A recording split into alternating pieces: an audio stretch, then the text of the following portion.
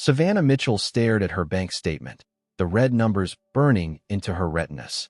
3 years of nursing school had left her with a mountain of debt that seemed insurmountable.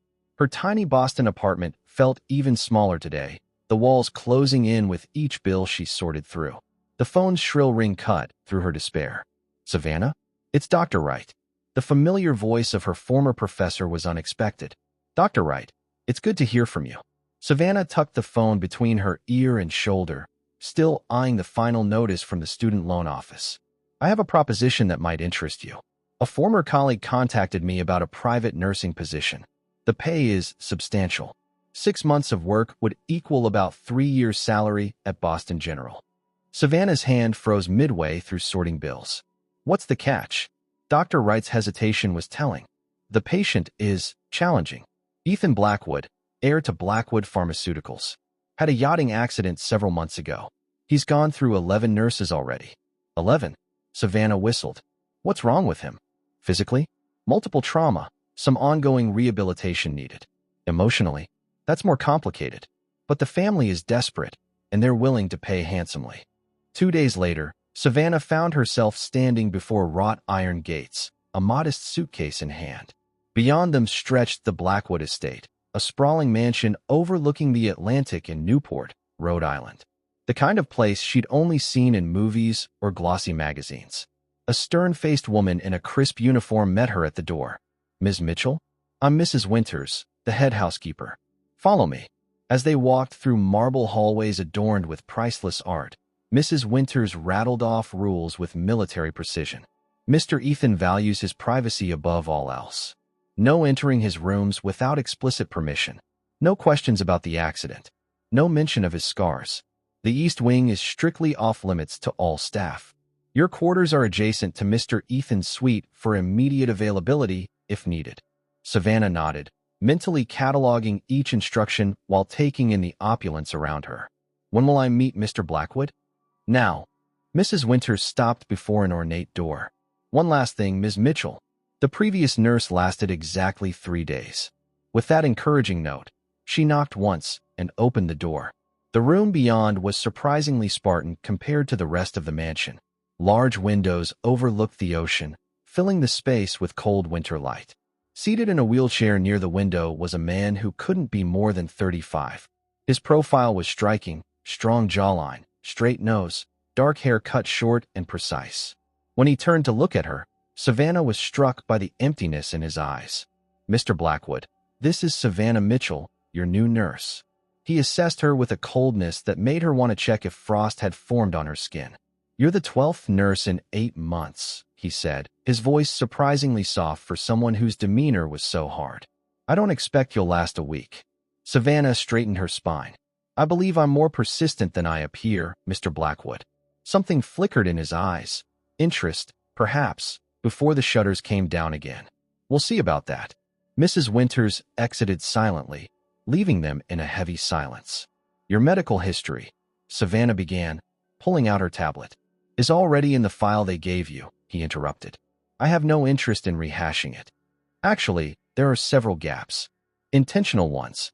Savannah took a breath. "Mr. Blackwood, I can't provide proper care without complete information. Then I suggest you find another position." His gaze returned to the window, to the gray ocean beyond. Instead of retreating, Savannah moved closer into his line of sight. "I've worked with difficult patients before." "I'm not difficult," he said with a mirthless smile. "I'm impossible. Just ask the previous 11. I'd rather form my own opinions." She set her tablet down. "Your file indicates you should be doing daily physical therapy exercises. Have you completed today's regimen?"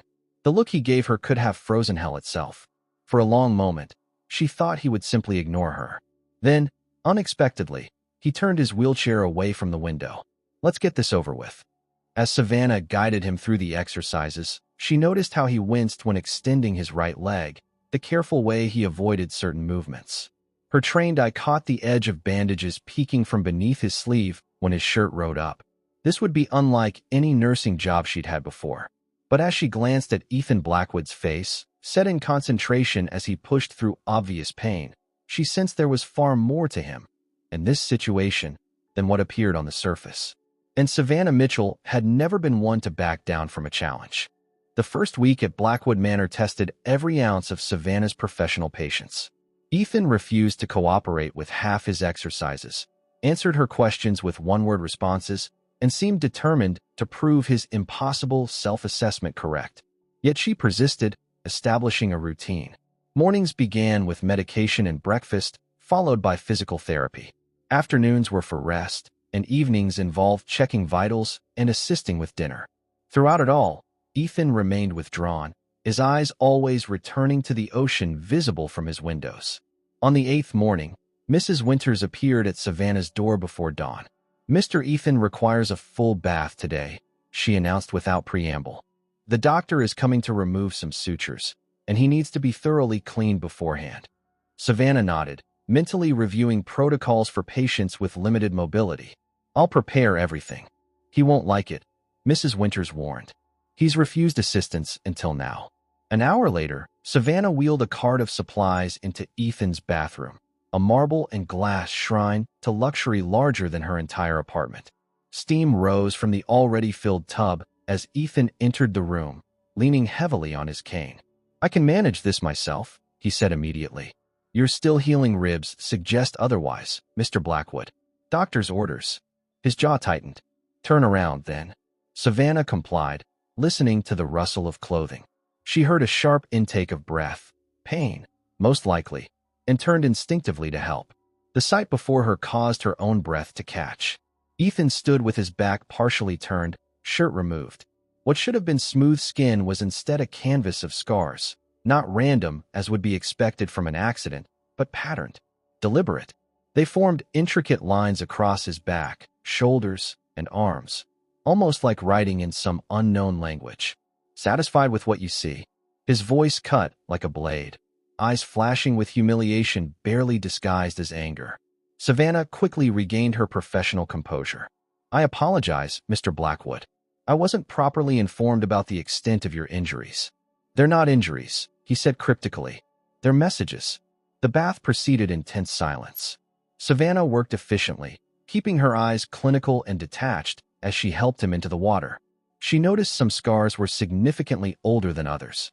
The newest ones, angry red lines, appeared surgical, matching the timeline of his accident. But others were years old, silvered with time. That night, unable to sleep, Savannah researched ritual scarification on her laptop.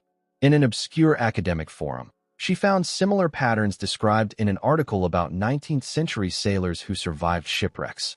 Marks made to tell stories of betrayal and survival. The next morning, Ethan seemed different, watchful rather than dismissive. When she helped him with his exercises, he didn't resist as usual. "You didn't ask," he said suddenly. "About the scars." "Everyone asks." Savannah measured his pulse before answering. "Would you have answered if I had?"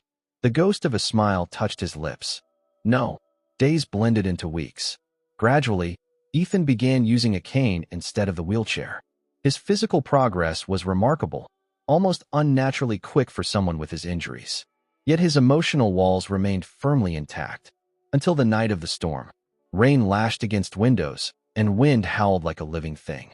Savannah was checking supplies when the mansion's lights flickered once, twice, then died completely.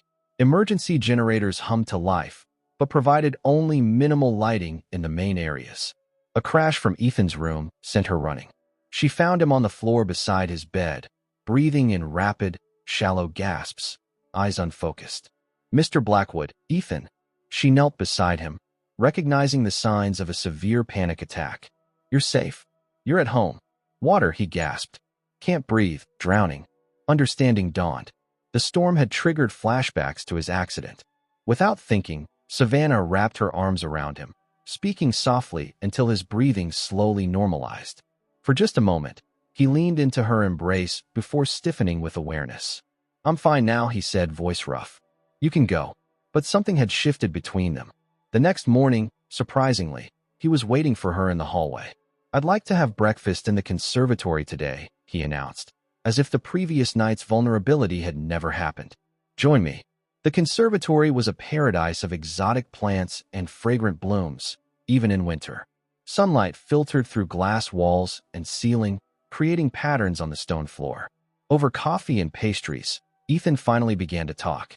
I met Cassandra at a charity event 3 years ago. She was captivating, brilliant. She seemed to understand my eccentricities, my preference for laboratory work over the social events my father valued so highly. His fingers unconsciously traced the outline of scars beneath his shirt. 6 months later, we were engaged. It seemed perfect, uniting the Blackwood and Montgomery families, longtime rivals in pharmaceuticals. A powerful alliance. Savannah listened attentively, sensing how much this disclosure cost him. The day I planned to show her our most important project, a medication that could revolutionize treatment for degenerative diseases, I took her sailing. It was our tradition. His voice faltered. Miles from shore, away from witnesses, she tried to kill me, and nearly succeeded. The revelation hung between them, heavy as storm clouds. Before Savannah could respond, Mrs. Winters appeared at the conservatory entrance. "Mr. Ethan, your father's representative has arrived." A tall, impeccably dressed man followed her in. Handsome in a calculated way, with salt and pepper hair and a smile that never reached his eyes. Vincent Harrington. He introduced himself, extending a manicured hand to Ethan. "Representing Horizon Capital. We're very interested in discussing investment opportunities with Blackwood Pharmaceuticals." As Vincent shook Savannah's hand, his gaze lingered a moment too long, assessing rather than greeting. "And who might you be?" "Savannah Mitchell, Mr. Blackwood's nurse."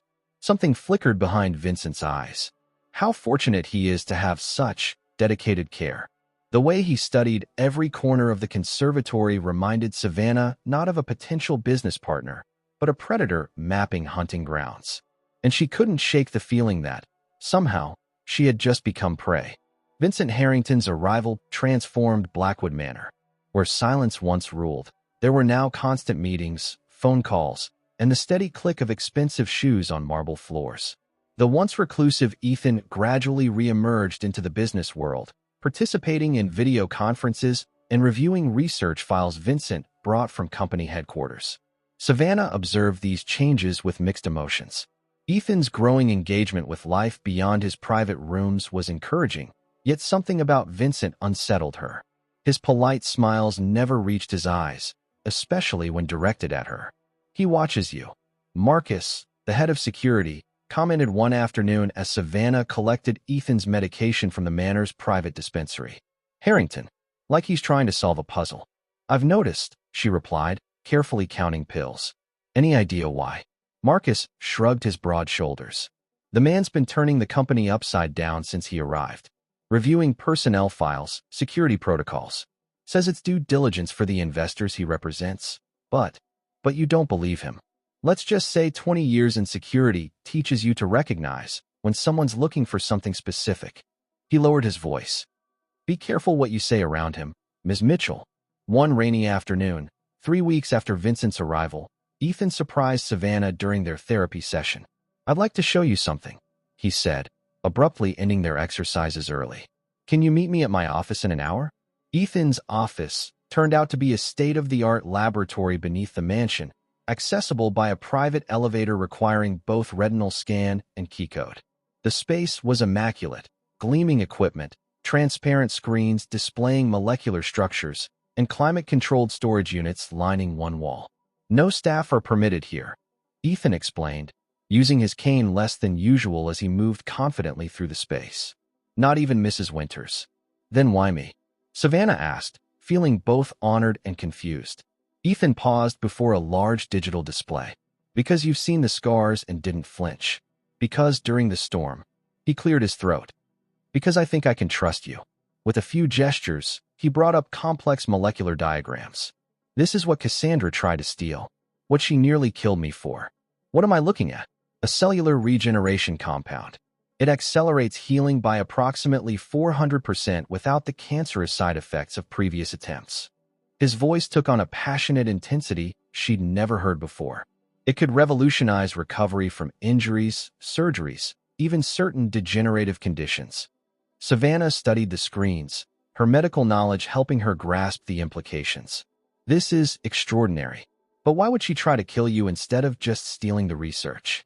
"Because the complete formula isn't documented anywhere." Ethan tapped his temple. "Key components exist only in my head." a security measure my father insisted upon after previous corporate espionage attempts. So she needed information only you could provide. Precisely. When that failed, his hand unconsciously traced the path of a scar on his forearm. Let's just say I wasn't supposed to survive the sailing trip. Over the following weeks, Ethan invited Savannah to the lab regularly. She watched in fascination as he worked, occasionally asking her medical opinion on potential applications. Their professional relationship shifted subtly, warmer, more collaborative. During dinners, once eaten in silence, they now discussed everything from medical ethics to favorite books. On his stronger days, they walked the extensive grounds, Ethan pointing out rare plants imported from around the world. His progress accelerated beyond normal recovery timelines, and Savannah suspected he'd been using his own regenerative compound on himself. The inevitable happened one evening as they watched sunset from the West Terrace. Their hands touched accidentally as they both reached for a pitcher of water. Neither pulled away. The moment stretched, charged with unspoken feelings. "Savannah," he said softly, the first time he'd used her given name. His eyes, once so empty, now held questions and possibilities. She leaned forward slightly, crossing the invisible barrier between professional and personal. His lips met hers tentatively, then with growing certainty. When they separated, Ethan looked as surprised as she felt. "I didn't plan for this," he admitted. "Neither did I," she replied honestly. "It complicates things. Everything about me is complicated." His smile was rueful but genuine. What neither noticed was the shadow that passed briefly across a nearby window, a figure observing their moment of intimacy with cold calculation. 2 days later, Savannah overheard a conversation while collecting fresh linens from a storage room near Vincent's temporary office. The door was slightly ajar, his voice carrying clearly. "The nurse is becoming problematic. Too close. Yes, I'm monitoring the lab access. No, he hasn't revealed the complete formula location yet. I understand the timeline is accelerating. The board meeting next month is crucial." Heart racing, Savannah slipped away. That night, while Ethan attended a video conference with European investors, she made a decision. Using her security access, she entered the Manor's records room, searching for information on Vincent Harrington and his sudden appearance at Blackwood Pharmaceuticals. She had just discovered a file showing Vincent's previous employment, including a consulting position with Montgomery Pharmaceuticals 3 years prior, when the lights clicked on. "Looking for something specific, Ms. Mitchell?" Vincent stood in the doorway, his expression pleasant but his eyes cold as Arctic ice. "Just Mr. Blackwood's previous therapy records," she lied smoothly. "He mentioned exercises that helped before, but couldn't remember the specific protocol." At midnight, in the corporate archives? His smile never wavered. How dedicated. The next morning, Ethan left early for his first in-person meeting at company headquarters since his accident. Savannah used the opportunity to discreetly copy the file she'd found, planning to show Ethan upon his return. She never got the chance. That afternoon, Mrs. Winters summoned her to the main study, where Vincent waited alongside 2 security guards, not Marcus, but men she'd never seen before. On the antique desk lay a company laptop and what appeared to be a storage device. "Found in your quarters during routine cleaning," Vincent said. His regret so perfectly performed it might have been convincing, if not for the triumph in his eyes. Along with these, he slid forward printouts of confidential research data. "I've never seen those before," Savannah protested. "Always the closest ones who betray us, isn't it?" Vincent sighed dramatically. "Mr. Blackwood has been informed. He's devastated, naturally. Your employment is terminated, effective immediately. Security will escort you off the property." "This is absurd. I need to speak to Ethan."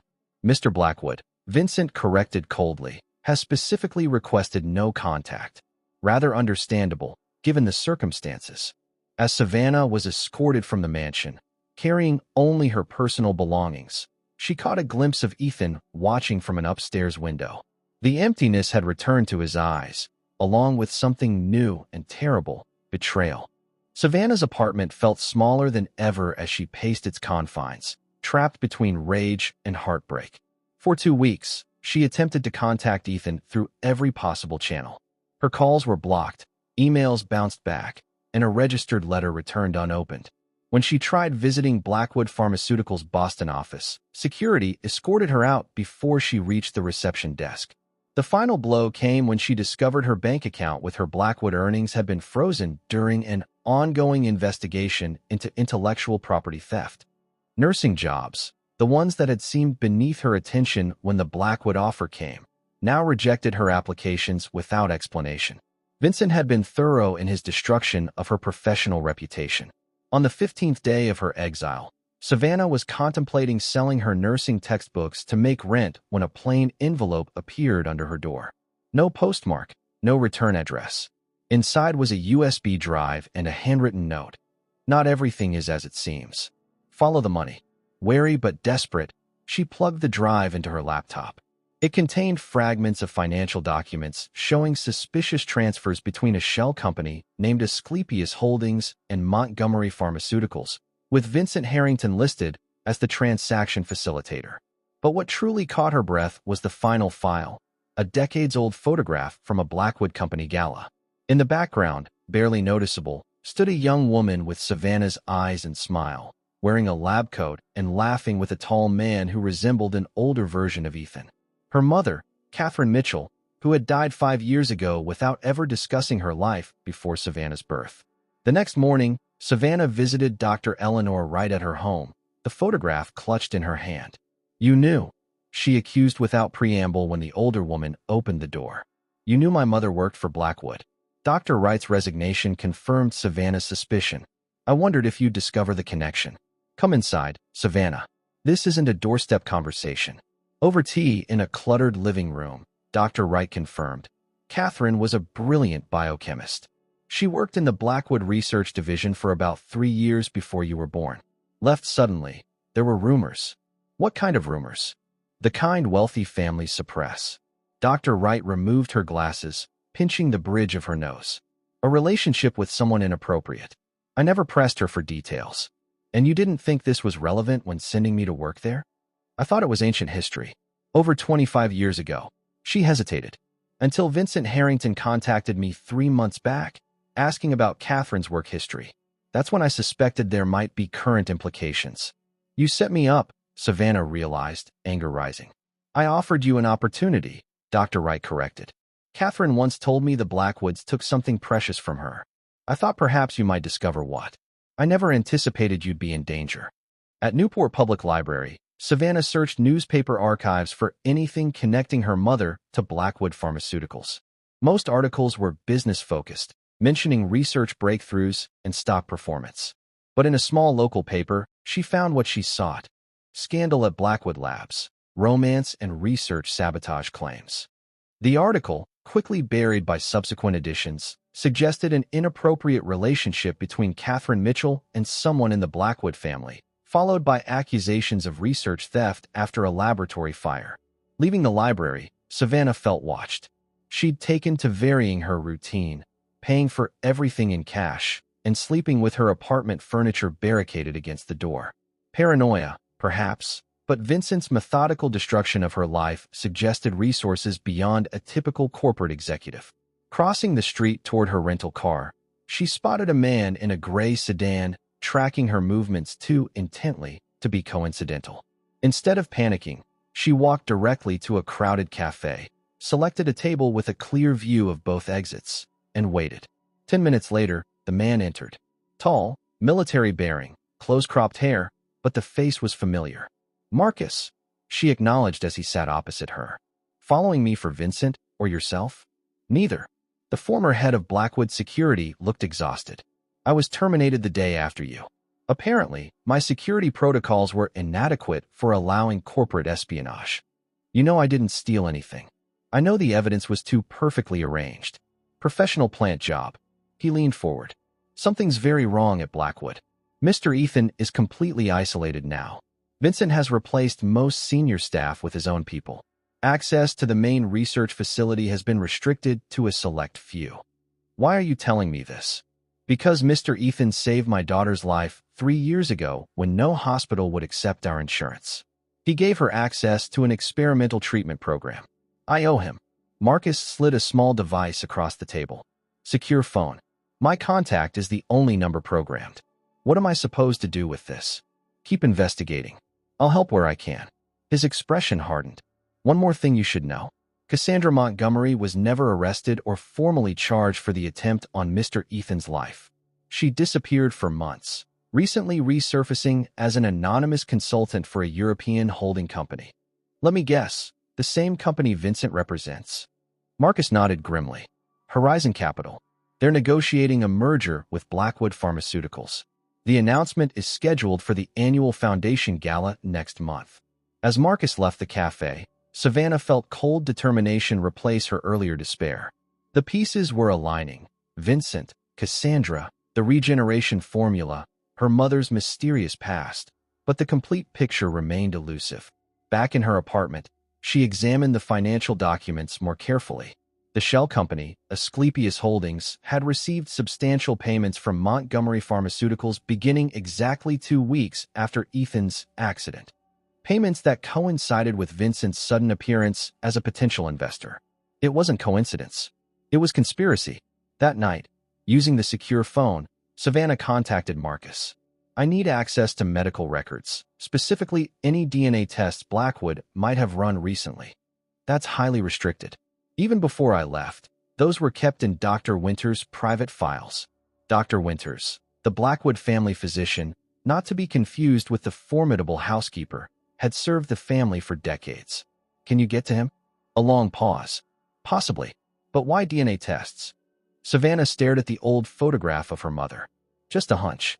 3 days later, Marcus delivered a sealed envelope to her new temporary address. A motel paid for in cash under a false name. Inside were partial medical records showing a DNA comparison test ordered by Vincent Harrington 6 weeks before Savannah's termination. The results showed a 25% genetic match between Savannah Mitchell and the Blackwood family reference sample. The implications staggered her. If accurate, she was related to the Blackwoods, a cousin, perhaps, or the timeline aligned too perfectly with her birth, her mother's sudden departure from Blackwood Laboratories, and the hushed scandal from decades ago. That evening, Marcus took her to visit Westbrook Cemetery, where generations of Blackwoods were interred in an imposing family mausoleum. In a far corner of the grounds, away from the grand monuments, they found a simpler marker bearing the Mitchell name and dated just months after Savannah's birth. Not her mother, who had died just 5 years ago, but someone sharing her surname. William Mitchell, Marcus read, checking cemetery records on his phone. Interred without remains, memorial only. Granted permanent placement by special permission of Lawrence Blackwood. Meanwhile, at Blackwood Manor, Ethan finally began questioning the convenient discovery of evidence in Savannah's quarters. Why would she have stored incriminating materials so carelessly? Why risk everything after months of gaining his trust, when she had already accessed his private laboratory multiple times? During a particularly heated exchange with Vincent about the upcoming merger announcement, something slipped, a reference to specific patterns of Ethan's scars that Vincent couldn't possibly have known without either seeing them personally or being informed by someone who had. That night, while Vincent attended a business dinner, Ethan used his override codes to access Vincent's private office within the manor. Among meticulously organized files, he discovered a hidden compartment in an antique desk containing a photograph. Vincent and Cassandra Montgomery on a remote beach, clearly intimate, dated just 2 weeks after she had tried to kill him. As Ethan stared at the undeniable evidence of betrayal, pieces of the puzzle finally aligned. Vincent hadn't appeared to save Blackwood Pharmaceuticals. He had come to finish what Cassandra started. Newport buzzed with anticipation for the Blackwood Foundation's annual gala. For the city's elite, it represented the social event of the season. For Blackwood Pharmaceuticals, it meant the public announcement of a merger that would reshape the pharmaceutical landscape. For Savannah Mitchell, it represented her only chance to reach Ethan before it was too late. Security will be tight, Marcus warned as they finalized their plan in a rundown motel room. Vincent's replaced most of the regular team with his own people. What about the guest list? Savannah studied the venue blueprints Marcus had procured. Strictly controlled, but I've secured you a service staff credential. He slid a laminated badge across the table. Kitchen entrance, 7 p.m. sharp. I'll be monitoring the security feed remotely. Savannah's investigation had revealed a disturbing truth. Vincent and Cassandra had orchestrated not only the attempt on Ethan's life, but also an elaborate scheme to acquire the regeneration formula. Their initial plan had failed when Ethan survived, forcing this longer game, using Vincent to infiltrate the company while keeping Ethan isolated and manipulated. More disturbing were the connections to Savannah's past. The DNA test confirmed she was related to the Blackwoods, though the exact relationship remained unclear. The mysterious William Mitchell interred without remains in the Blackwood Cemetery plot suggested a connection deliberately obscured. The night of the gala arrived with unseasonable chill.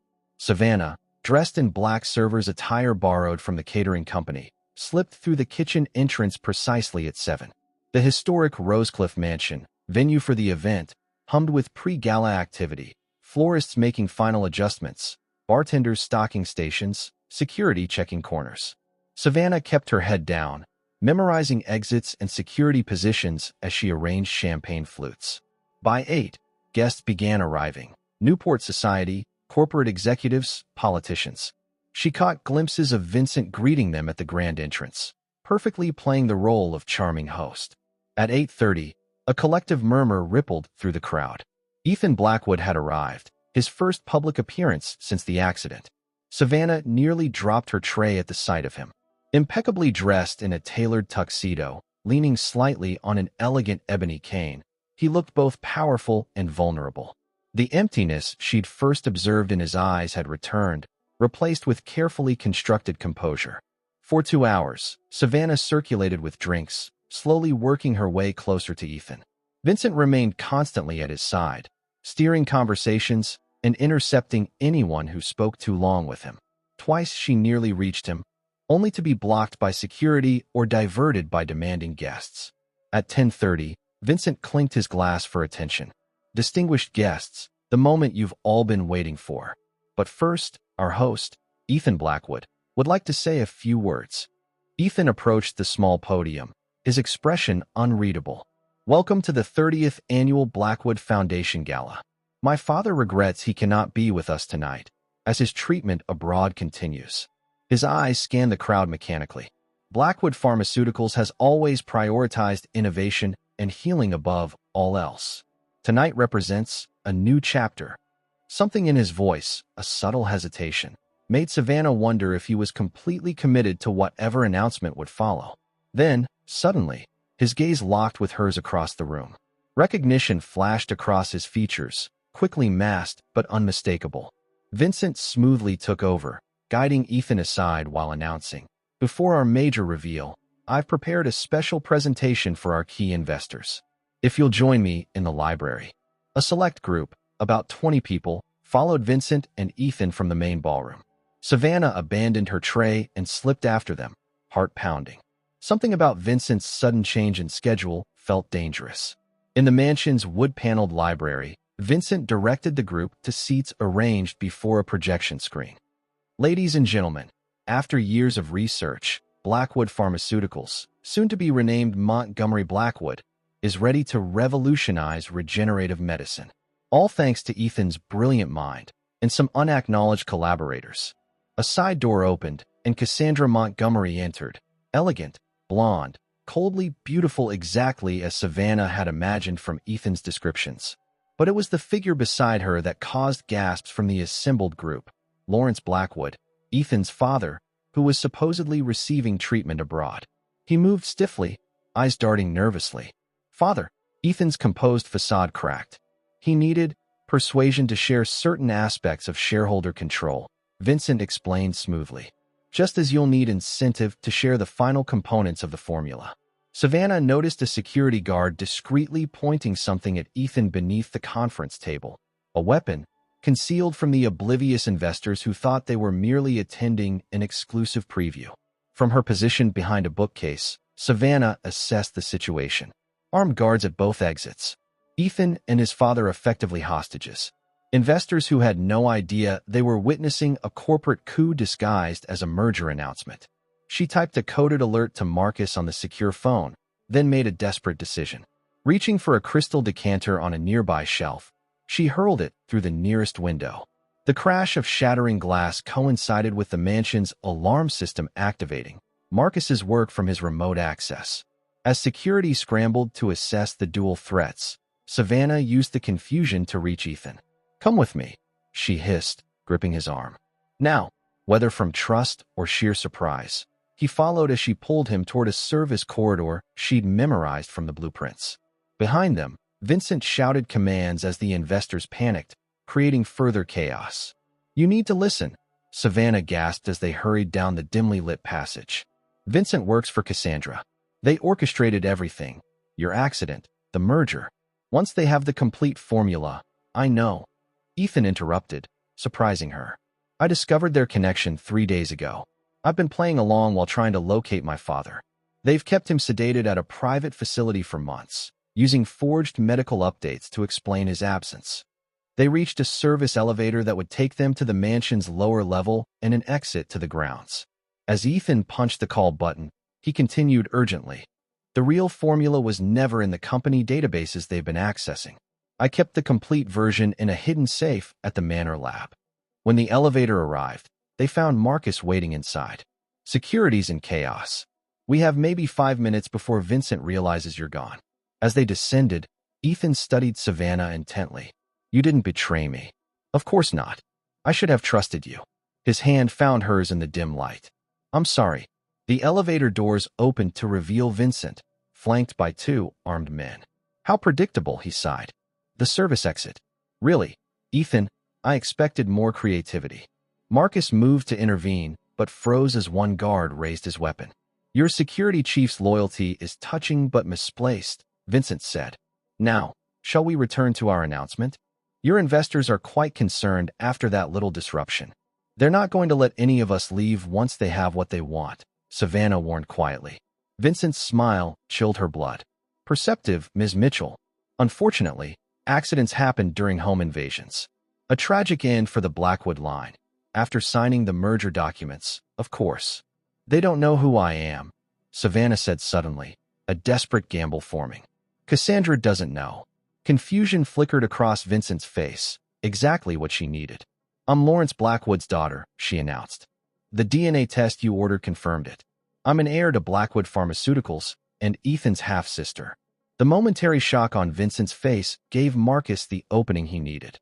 He lunged for the nearest guard while Ethan, moving with surprising speed, struck the second with his cane, which Savannah now realized had been designed as a weapon all along. In the ensuing struggle, Vincent fled down the corridor. Savannah pursued while Ethan secured the incapacitated guards with Marcus. The chase led to the mansion's kitchen, now empty of staff who had fled when the alarm sounded. Vincent, cornered, turned to face her. "You have no idea what you're interfering with," he spat. "The regeneration formula is worth billions. It can save millions of lives." "This was never about saving lives," Savannah countered. "If it were, you wouldn't have tried to kill the creator." Vincent's hand emerged from his jacket with a pistol. "Cassandra tried it her way. I preferred the long game. But either way, the formula belongs to us." Before he could aim properly, the kitchen doors burst open. Local police, alerted by silent alarms, rushed in with weapons drawn. Behind them stood Ethan, phone in hand. "Newport's finest," he said calmly. "I called when I realized what tonight's special announcement would really be." As Vincent was handcuffed and led away, Savannah felt the adrenaline drain from her body, leaving exhaustion in its wake. Ethan approached slowly, his expression troubled. "Did you mean what you said? About being my sister?" The truth hung between them like a physical barrier, the unexpected complication to feelings that had developed during her time at Blackwood Manor. Before she could answer, Lawrence Blackwood appeared in the doorway, supported by Marcus. His eyes fixed on Savannah with unmistakable recognition. "Catherine," he whispered, before looking closer. "No, you're her daughter." The world Savannah thought she knew began to crumble beneath her feet as Lawrence Blackwood stared at her with eyes that reflected her own. 3 days after the chaotic gala, Savannah sat in Lawrence Blackwood's study at the manor, surrounded by manila folders and faded photographs. The room, with its dark wood paneling and leather-bound books, felt oppressive as she processed revelations that had upended her identity. "Catherine was brilliant," Lawrence said, his voice stronger than at their first meeting. "The sedatives Vincent had kept him on were finally clearing his system. One of our most promising researchers." She joined Blackwood Labs straight out of graduate school. Savannah studied a photograph of her mother, young, vibrant, wearing a lab coat emblazoned with the Blackwood logo. Why did she never tell me about any of this? Protection, I imagine. Lawrence sighed heavily. After what happened, she wanted to keep you far from the Blackwood name and its complications. What happened? The carefully neutral phrase concealed a story of corporate espionage, forbidden romance, and deadly consequences. As Lawrence slowly revealed details, Savannah felt as though she were assembling a puzzle with half the pieces missing. William Mitchell wasn't actually your father, Lawrence explained, pouring himself a modest whiskey with slightly trembling hands. He was the name Catherine gave when she disappeared. For protection. Then who was my father? Savannah asked, though she suspected the answer. Lawrence studied his glass. My younger brother, James Blackwood. The revelation confirmed the DNA test results. She was a Blackwood by blood, but not Lawrence's daughter as she'd claimed during the confrontation with Vincent. James was the true genius behind our early regenerative research, Lawrence continued. Brilliant, but reckless. He discovered irregularities in clinical trial data for one of our major drugs. Evidence it was causing severe side effects that were being concealed. By who? Our board chairman at the time, Richard Montgomery, Cassandra's father. Lawrence's expression hardened. James threatened to go public. 3 days later, a fire destroyed the main laboratory.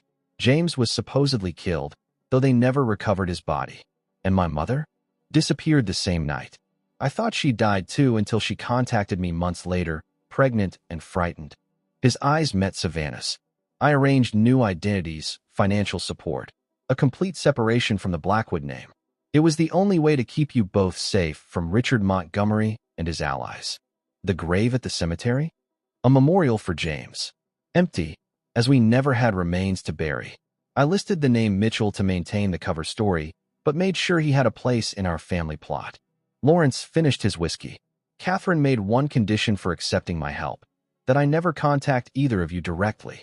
Savannah processed this information silently. Her entire life had been built on carefully constructed lies, protection from enemies she never knew existed. A gentle knock interrupted. Ethan stood in the doorway, his expression unreadable. The awkwardness between them had grown since the revelation of their family connection. Marcus found something you should see, he said. In Ethan's private office, Marcus waited with a laptop. I've been reviewing Vincent's private server. He maintained extensive records, insurance, I imagine, against Cassandra ever turning on him. He opened a document with Savannah's name. This is the original DNA comparison report. Vincent altered the results before using them against you. Savannah scanned the technical document, her medical training helping decipher the genetic terminology. The actual match percentage was 12.5%, consistent with Savannah being James Blackwood's daughter, and therefore Ethan's first cousin, not his half-sister. Vincent manipulated the results, Marcus explained, to make it appear you were Lawrence's illegitimate daughter. He planned to use this as leverage if needed, either to create scandal or to challenge the company's succession. Ethan, who had been silent, finally spoke. So we're cousins, not siblings. Yes, Savannah confirmed, an unnamed tension between them shifting subtly. Over the following days, as Vincent and Cassandra faced charges and the company worked to stabilize after the averted hostile takeover, Savannah moved through the manor in a daze of adjustment. Her identity, her history, her connection to the Blackwood legacy, everything required recalibration. She also noticed Ethan keeping his distance, retreating into work and rehabilitation. Their easy connection, the intimacy that had been growing before her dismissal, seemed frozen by the revelation of their familial bond, even the corrected one. A week after the gala, Lawrence called them both to his study. Looking more like his former self, the pharmaceutical titan whose portrait hung in the company headquarters, he addressed them formally. The board has unanimously voted to sever all connections with Montgomery Pharmaceuticals and Horizon Capital. The regenerative formula remains secure. He turned to Savannah. As James Blackwood's daughter, you're entitled to a portion of the company's shares held in trust since his disappearance. This officially makes you part of Blackwood Pharmaceuticals if you wish to claim your inheritance. The offer staggered her. I don't know anything about running a pharmaceutical company. Neither did I at your age. Lawrence smiled slightly. But you have your mother's brilliance and, I suspect, James's innovative spirit. We could use both at Blackwood." After Lawrence excused himself, Savannah and Ethan remained in awkward silence. "You don't have to accept," Ethan finally said. "Do you not want me to?" He ran a hand through his hair, a gesture of frustration she recognized. "That's not. This is all complicated enough. Because we're cousins? Because I don't know what we are anymore." His voice held carefully controlled emotion. "When I thought you'd betrayed me, it nearly destroyed me. Then I discovered you hadn't, only to learn you were my sister. Now you're my cousin, which is—" He stopped abruptly. "Which is what?" Savannah pressed. "Different, but still complicated." He paced the room. "The company is finally stabilizing. The formula is secure. Your place in the Blackwood family is established. Perhaps that's enough for now." But his eyes told a different story, one of unresolved feelings and desires at war with propriety and the weight of recent trauma. When Savannah returned to her room, she found a package on her bed, a leather-bound journal with a note in Lawrence's handwriting. "Catherine left this with me for safekeeping. I think it's time it returned to the family." Inside were her mother's research notes, personal reflections, and, most precious, letters never sent to James Blackwood, written after his supposed death, chronicling Savannah's childhood milestones. The final entry, dated shortly before Catherine's death from cancer 5 years earlier, read, "If you're reading this, Savannah, you've found your way back to the Blackwoods. I hope you'll forgive me for keeping this history from you. I wanted you safe, free from the shadows that claimed your father. But blood finds its way home eventually. Trust your heart. It carries the best of both your parents." That night, Savannah made her decision. Her mother had fled the Blackwood world to protect her.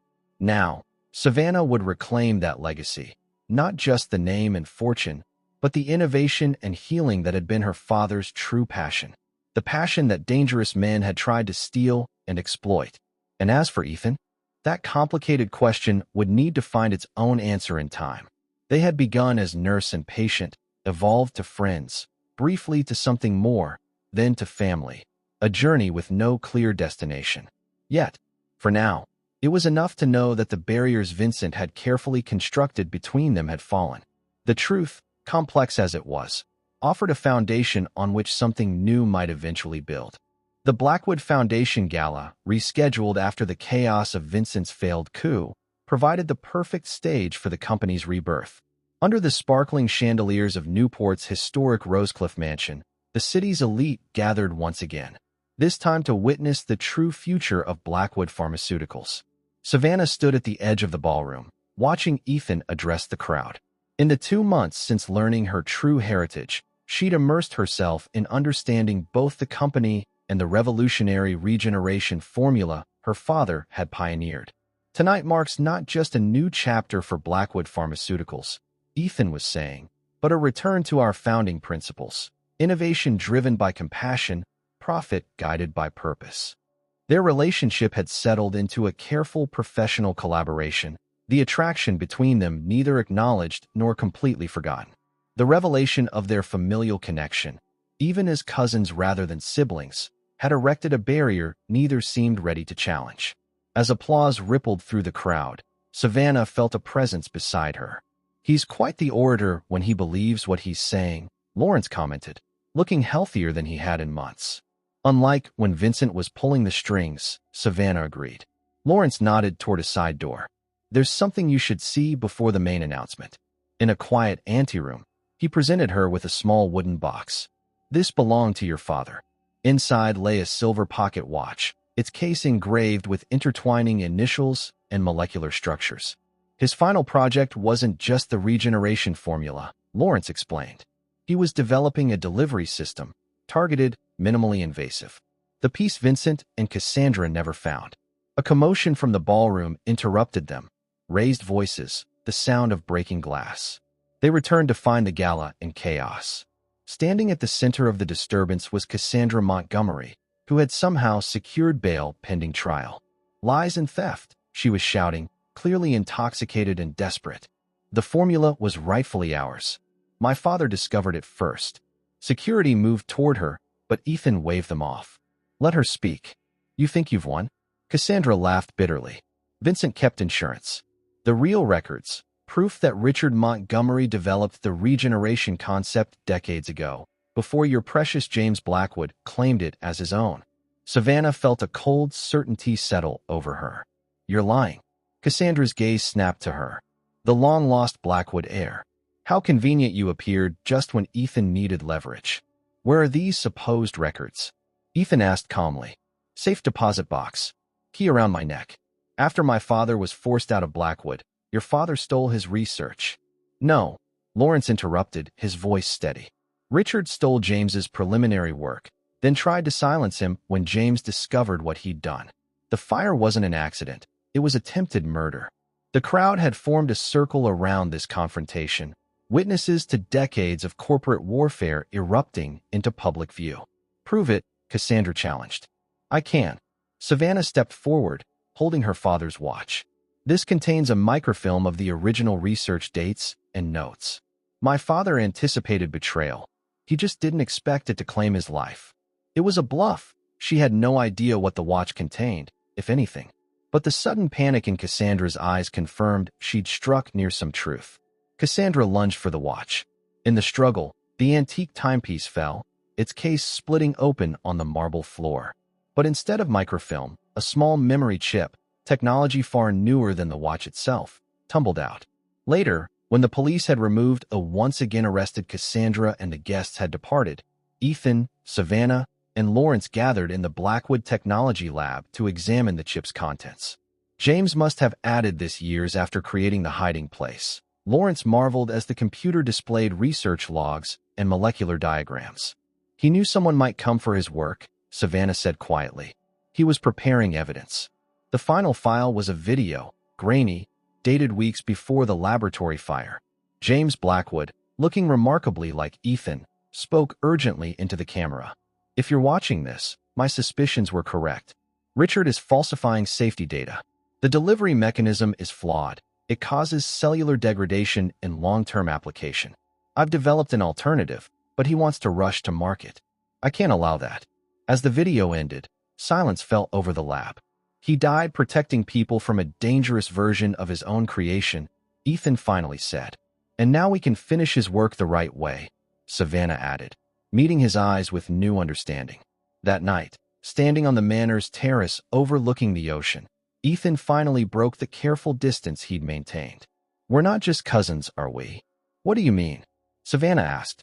We're the continuation of something that began decades ago, healing what was broken, reclaiming what was stolen. His hand found hers. I've been afraid of complicating that with personal feelings. Savannah intertwined her fingers with his. Maybe those feelings aren't a complication. Maybe they're part of the healing too. As his lips met hers beneath the stars, Savannah felt the final pieces of her fractured identity click into place. Not just as a Blackwood by blood, but as someone who had found her way home through the most unexpected journey imaginable. 3 months after Cassandra's final desperate attempt to claim the Blackwood legacy, Newport's harshest winter in decades gave way to early spring. The sprawling Blackwood estate, once a prison of secrets and isolation for Ethan, had transformed alongside its inhabitants. Where silence and suspicion once ruled, now there was purpose and cautious optimism. The corridors that had seemed so oppressive to Savannah during her first days as a nurse now felt like pathways to possibility. In the private dock at the edge of the property, Ethan made final adjustments to a sleek sailing yacht. Custom-built over the winter months, it represented something few who knew his story would have thought possible, his deliberate reclaiming of the ocean that had nearly claimed his life. The polished teak deck gleamed in the morning light, and new sails waited to be unfurled, crisp and white against the blue sky. She's beautiful, Savannah said, approaching with 2 travel mugs of coffee. Steam rose from them in the crisp morning air. The rich aroma mingled with the salt tang of the ocean. What did you name her? Renaissance, Ethan replied, accepting a mug with a smile that reached his eyes, something that had been rare when they first met. It seemed fitting.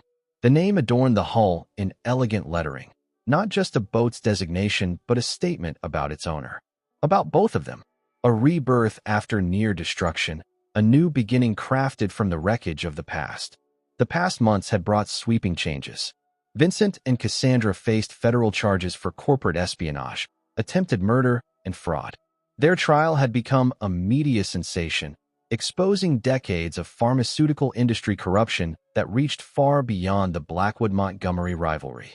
Lawrence had stepped back from daily operations at Blackwood Pharmaceuticals, focusing instead on restructuring the charitable foundation that bore the family name. His health had improved dramatically once free from Vincent's subtle poisoning, and he'd found renewed purpose in mentoring both Ethan and Savannah. The regenerative formula, perfected using James Blackwood's recovered research, had entered clinical trials with unprecedented success.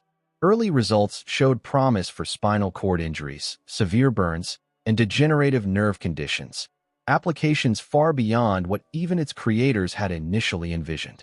Most significant for Savannah was discovering who she truly was, not just a Blackwood by blood, but the daughter of a man who had sacrificed everything to protect both his research and principles. The inheritance Lawrence had formalized gave her not just financial security, but a purpose.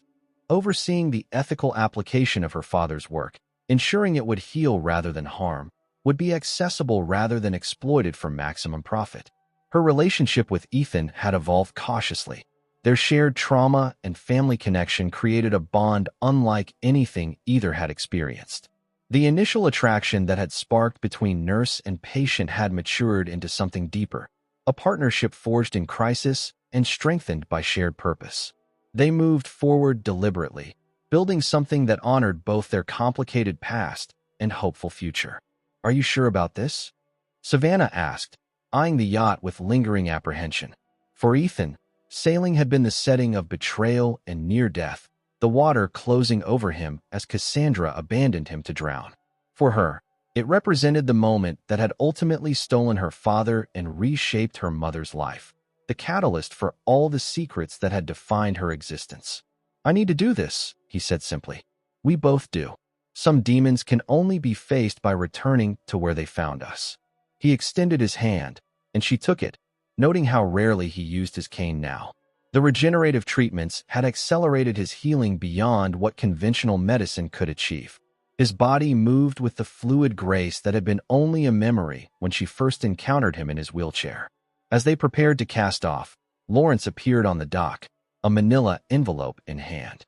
He moved carefully but steadily, his own recovery a testament to resilience. "Before you leave," he said, "there's something you should have." He handed the envelope to Savannah, his expression solemn but peaceful. "The last of Catherine's letters. She sent them to me annually, though I never replied as promised. This one arrived just before she passed." Savannah accepted it with mixed emotions. Each discovered piece of her mother's hidden history was both treasure and wound, illuminating the woman who had raised her while revealing how much had been concealed. Once they'd sailed beyond the harbor, finding the perfect balance between wind and calm waters, Ethan set the autopilot and joined Savannah in the cabin. Sunlight streamed through the windows, creating patterns on the polished wood interior. She carefully opened the yellowed envelope, handling it with reverence. "My dearest friend," she read aloud, her voice steady despite the emotion rising in her chest. "This will be my final update on our shared secret. The doctors give me months, perhaps weeks. I've told Savannah nothing of her heritage, though I see James in her every day. His curiosity, his ethical certainty, his quiet strength. I fear I've done her disservice in hiding her history, but fear for her safety has always outweighed truth." Savannah paused, emotion tightening her throat. Ethan's hand found hers, offering silent support. "If fate is kind," she continued reading, "she'll never need to know the shadows that shaped her beginning. But if circumstances ever lead her to you, to the Blackwood name, please tell her this. Her father died not just for his principles, but for hope that his work would someday heal rather than harm. The scars we carry, visible or hidden, are not our ending. They're the map of where we've been, not the boundary of where we can go." Ethan gently took the letter, setting it aside to pull Savannah into his embrace. She was right, you know. He unbuttoned his shirt, revealing the intricate pattern of scars that had first connected them, nurse and patient, stranger and stranger, before they became everything else to each other. The marks that had once been symbols of betrayal and vulnerability had faded from angry red to silvered lines. Once hidden with shame, he now wore them as what they truly were, testament to survival. These were my boundaries, he said softly. The borders I built around myself. Until you showed me they could be a beginning instead. Savannah traced the silvered lines with gentle fingers, remembering that first shock of seeing them, of realizing they told a story she couldn't yet read. Do you ever wonder what would have happened if I hadn't been assigned as your nurse? If Dr. Wright hadn't connected us? I don't believe in coincidence anymore, he replied, his voice resonant with certainty. Something led you home, to the Blackwood name, to your father's legacy, to me. As the yacht drifted further from shore, Newport receding behind them, they stood together at the helm. The water stretched before them, vast, dangerous, beautiful, just like the future they had chosen to face together. Ahead lay open ocean and endless possibility. Behind, the mansion on the hill, no longer a prison of secrets but a foundation for what would come next. The scars they carried, Ethan's mapped across his skin, Savannah's written in her very DNA, had become not wounds but constellations guiding them forward. Where to? Savannah asked, though the question meant far more than their sailing destination. Ethan smiled. The emptiness long vanished from his eyes, replaced with a clarity and purpose she'd played no small role in restoring. Anywhere, everywhere, as long as it's together. The yacht cut smoothly through the waves, carrying them toward horizons neither could have imagined on that first day, when a desperate nurse had met a broken billionaire, and the long journey of healing had begun. When evening fell, they anchored in a sheltered cove. Under a canopy of stars, Ethan produced a small velvet box. I've been carrying this for weeks, waiting for the right moment, he admitted. Then I realized, there's no perfect moment, only the ones we create ourselves. Inside was a ring unlike any Savannah had seen, a band of platinum inlaid with tiny sapphires that matched the ocean's deepest blue. It's not a traditional engagement ring, he explained. More a promise that whatever comes next, we face it together. That the scars of our past won't dictate the shape of our future. Savannah's answer came not in words, but in a kiss that spoke volumes. Of healing found in unexpected places, of strength discovered through vulnerability, of love born from the most unlikely beginning.